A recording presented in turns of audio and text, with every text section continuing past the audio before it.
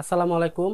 আজকে টেন্সের তিনটা টপিক নিয়ে আলোচনা করব। এই তিনটা টপিক খুবই গুরুত্বপূর্ণ। সেটা হলো present indefinite, past indefinite and future indefinite tense. এই তিনটা টপিক নিয়ে আলোচনা করব। এই তিনটা টপিক আপনাদের জন্য খুবই গুরুত্বপূর্ণ। অবশ্যই প্রথম থেকে শেষ পর্যন্ত দেখবেন। যদি টেন্স শিখতে চান তাহলে আপনাদেরকে আগে এই তিনটা টপিক অবশ্যই ভালো করে জানতে হবে। চলুন আমরা তাহলে জেনে নেই। ফার্স্ট অফ অল আমরা শিখে নেব present indefinite tense. Present indefinite tense বলতে আমরা কি বুঝি? বর্তমানে কোনো কাজ করা বা সাধারণ কোনো কাজ করা যদি বোঝানো হয় সেটা কি হবে? প্রেজেন্ট ইনডেফিনিট টেন্স হবে। এখন প্রেজেন্ট ইনডেফিনিট টেন্সের সেন্টেন্স মেক করার একটা টাস্ক আছে, সেটা হলো subject plus verb plus object. আমরা এই টাস্কে দিয়ে সেন্টেন্সগুলো মেক করব। একটু দেখি আমরা এক্সাম্পল। আই ডু, আমি করি। আই একটা সাবজেক্ট, ডু একটা ভার্ব। এখানে সাবজেক্টের পরে ভার্ব ইউজ করতে হবে, তাহলে সেটা কি? প্রেজেন্ট ইনডেফিনিট টেন্স হবে। দেখেন, একটু লক্ষ্য করেন, আপনাদের জন্য বেশ কয়েকটা ভার্ব লিখেছি, ভার্ব টু লিখেছি, এটা আমরা পরে দেখব। দেখি আমরা ভার্ব গুলা। Do, take, go, come, sleep. আমরা এখানে সাবজেক্টের পরে ভার্ব ইউজ করব, তাহলে সেটা কি হবে? প্রেজেন্ট ইনডেফিনিট টেন্স হয়ে যাবে। তো লক্ষ্য করেন, আই ডু, আমি করি। আই টেক, আমি নেই। আই গো, আমি যাই। আই কাম, আমি আসি। আই স্লিপ, আমি ঘুমাই। আমরা এভাবে সেন্টেন্সগুলো মেক করার চেষ্টা করব। আমাদের টেন্সও হয়ে যাবে, আমাদের সেন্টেন্স মেক করাও হয়ে যাবে। এখন প্রেজেন্ট ইনডেফিনিট টেন্সের একটা গুরুত্বপূর্ণ বিষয় হলো, সেটা হলো সাবজেক্ট যদি থার্ড পারসন সিঙ্গুলার হয় তাহলে মাস্ট বি আপনাদের ভার্বের সাথে এস বাই এস যুক্ত করতে হবে। একটু লক্ষ্য করেন, দেখেন, হি অর শি ডাস। অর্থাৎ আমরা এই থার্ড পারসন সিঙ্গুলারের পরে ভার্বের সাথে এস বাই এস যুক্ত করেছি। যেমন সে করে, শি ডাস। সে নেয়, শি টেকস। সে যায়, শি গোস। সে আসে, শি কামস। সে ঘুমায়, শি স্লিপস। আমরা এখানে কি করছি? ভার্বের সাথে এস বাই এস যুক্ত করেছি। আপনারা আশা করি বুঝতে পারছেন যে প্রেজেন্ট ইনডেফিনিট টেন্স আমরা বলতে কি বুঝি। এখন সাবজেক্ট থার্ড পারসন যদি সিঙ্গুলার হয় তাহলে আমরা কি ইউজ করব সেটা আমরা বুঝতে পারছি। এখন দেখেন, আই টেক দ্য বুক, আমি বইটি নেই। She or he takes the book, এখানে ভার্বের সাথে আমরা এস বাই এস যুক্ত করছি। কারণ কি? শি অর হি কি থার্ড পারসন সিঙ্গুলার। আপনারা এইভাবে সেন্টেন্সগুলো মেক করে আপনারা প্রেজেন্ট ইনডেফিনিট টেন্স অবশ্যই শিখতে পারবেন। আশা করি আপনারা প্রেজেন্ট ইনডেফিনিট টেন্সটা বুঝতে পারছেন। এখন আমরা দেখব past indefinite tense. Past indefinite tense বলতে আমরা কি বুঝি? অতীতে কোনো কাজ আমরা করেছিলাম বা যেটা অতীতে হয়েছিল সেটা আমরা কি বলবো? পাস্ট ইনডেফিনিট টেন্স বলবো। দেখেন, পাস্ট ইনডেফিনিট টেন্সে একটা সুন্দর একটা টাক্স আছে, সেটা হলো subject plus verb two plus object. Subject plus verb two plus object, আমরা এই টাক্সা দিয়ে সেন্টেন্সটা মেক করব। এখন দেখুন, আপনাদের জন্য এখানে ভার্ব টু লিখেছি বেশ কয়েকটা। Did, took, went, came, slept. ঠিক আছে, এখন দেখেন আমরা সেন্টেন্স মেক করব।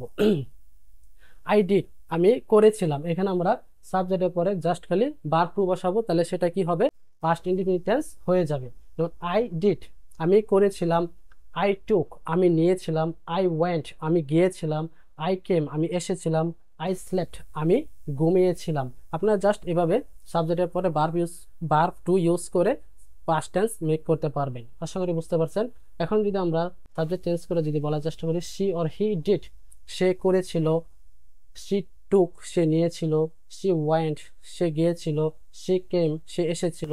শি স্লেপ্ট, সে ঘুমিয়েছিল। আপনারা জাস্ট এখানে সাবজেক্টের পরে ভার্ব টু ইউজ করে সেন্টেন্সটা ইজিলি মেক করতে পারবেন। অর্থাৎ সেটা কি হবে? পাস্ট ইনডেফিনিট টেন্স হবে। দেখেন, আই টুক দ্য বুক, আমি বইটি নিয়েছিলাম। হি টুক দ্য বুক, সে বইটি নিয়েছিল। অর্থাৎ আমরা কি সাবজেক্টের পরে ভার্ব ইউজ করে সেটা কি বানাতে পারবো? পাস্ট ইনডেফিনিট টেন্স বানাতে পারবো। অবশ্যই আপনারা পাস্ট ইনডেফিনিট টেন্সটা বুঝতে পারছেন। এখন আমরা দেখব ফিউচার ইনডেফিনিট টেন্স।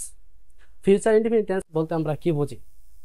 ভবিষ্যতে কোনো কাজ করব বা ভবিষ্যতে কোনো কাজ সংঘটিত হবে, এরকম যদি বোঝানো হয় সেটা কি হবে? ফিউচার ইনডেফিনিট টেন্স হবে।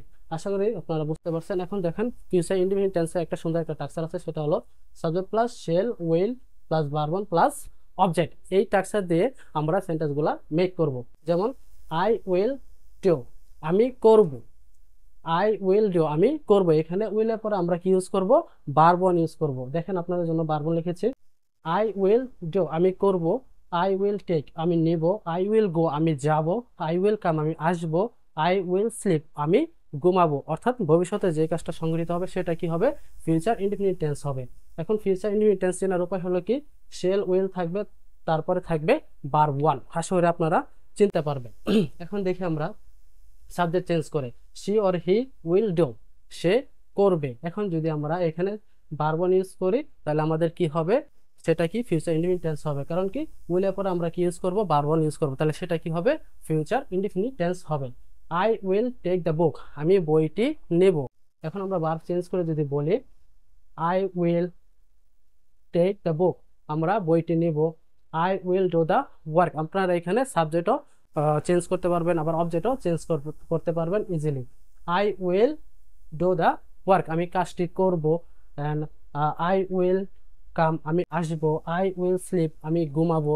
এভাবে জাস্ট আপনারা শেল অথবা উইলের পরে ভার্ব ইউজ করে আপনারা future indefinite tense easily make করতে পারবেন। এখন একটা বিষয় লক্ষ্য করেন, শেল আর উইল কোন কোন সাবজেক্টের ক্ষেত্রে ইউজ করবেন। থার্ড পারসন সিঙ্গুলার এবং থার্ড পারসন প্লুরালের ক্ষেত্রে আমরা উইল ইউজ করব, আর বাকি সব ক্ষেত্রে আমরা শেল ইউজ করতে পারবো। আশা করি বুঝতে পারছেন ফিউচার ইনডিফিনিট টেন্সটাও। যারা ক্লাসটা দেখেছেন তাদেরকে অসংখ্য ধন্যবাদ। অবশ্যই আপনারা ক্লাসটা প্রথম থেকে শেষ পর্যন্ত দেখবেন, তাহলে আপনাদের present indefinite, past indefinite and future indefinite tense নিয়ে আর কোনো প্রবলেম থাকবে না। অবশ্যই আপনারা খাতায় নোট করে শিখবেন, তাহলে আপনারা নেক্সট টাইম আপনারা সেটা রিভিশন দিতে পারবেন। অবশ্যই আপনারা যারা ক্লাসটা দেখেছেন তাদেরকে অসংখ্য ধন্যবাদ। আপনারা এই পর্যন্ত ভালো থাকবেন, সুস্থ থাকবেন।